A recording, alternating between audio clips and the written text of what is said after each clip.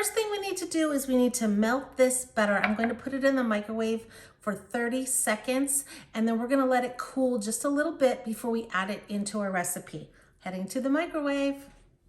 All right, now we're going to make the crust of our Kiki coconut bars. I'm going to add 1 cup and a 1/2 cup of flour. Get that all in there. Then I'm going to add 1 cup that I've already pre-measured of coconut flakes. Then I've already measured this too. This is 1/2 cup of sugar.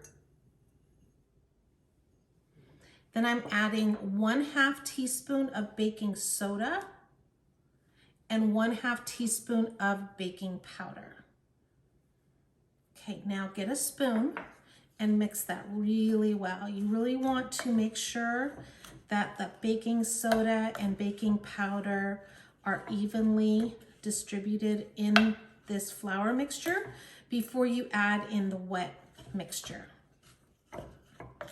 This is gonna make the bottom of our coconut bars. Actually, it's coconut and pineapple bars, right? Yeah. Okay, now what I'm gonna do is make a little well. You can see right here I'm making a well. I'm going to pour that melted butter in the middle of the well. What this does is it protects the butter from getting to the sides of the bowl, and that allows me to kind of get started on the flour.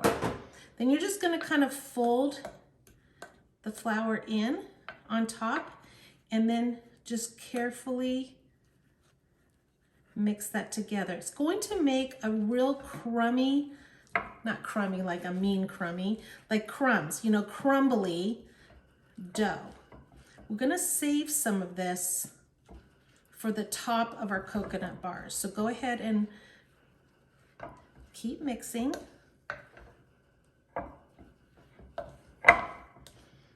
It's gonna make a nice, delicious dough at the bottom of the pineapple mixture that's gonna go up on top. Okay, so this looks pretty good. Make sure, sometimes the flour tries to stay at the bottom of the bowl, so just kind of keep working it. Do you see how I'm just bringing it up and trying to find it? If you press a little bit, you can see that it's making a good dough. Now I'm gonna take my 1 cup that I had here. It's okay if it still has a little flour in it. I'm just going to put that on top in there. And this is going to save a little bit of the dough for the top of our bars.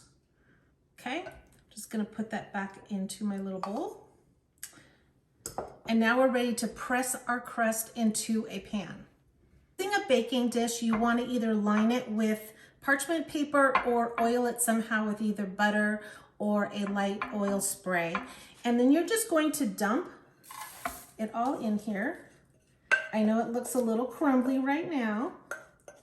That's okay. It's gonna press in really nicely. That's what that butter was for. So what you're gonna do is just carefully place it around. You can smell that coconut. It smells really good.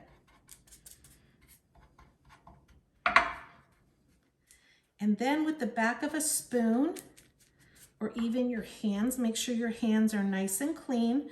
You can start to press in really down there. And actually my hands are working a little better than the spoon. The first thing you're going to do is open a can of crushed pineapple. Crushed pineapple works the best, and you need to strain it. So the best way to do that is to use a strainer and strain all that liquid out, because we don't want that liquid getting into our crust too much. Okay, when you have that all, go ahead and we're gonna pour that into our bowl.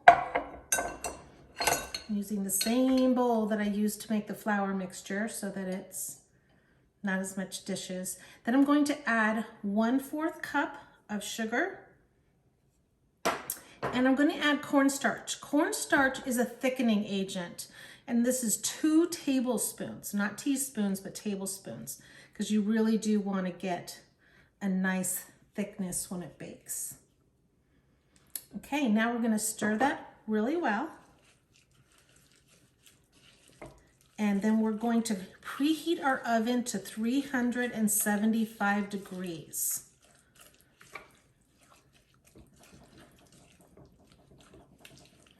Perfect. All right, now it is time to take all that pineapple and that sugar and the cornstarch, and we're just going to lay it right on top.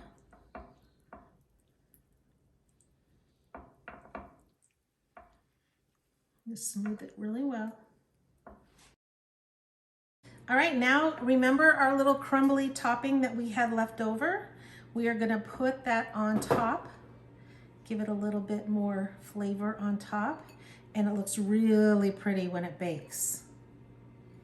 So you have that nice crumbly topping with the butter and the coconut. And these make really good what they call bars. And bars are, just keep sprinkling. Make sure you get into the corners.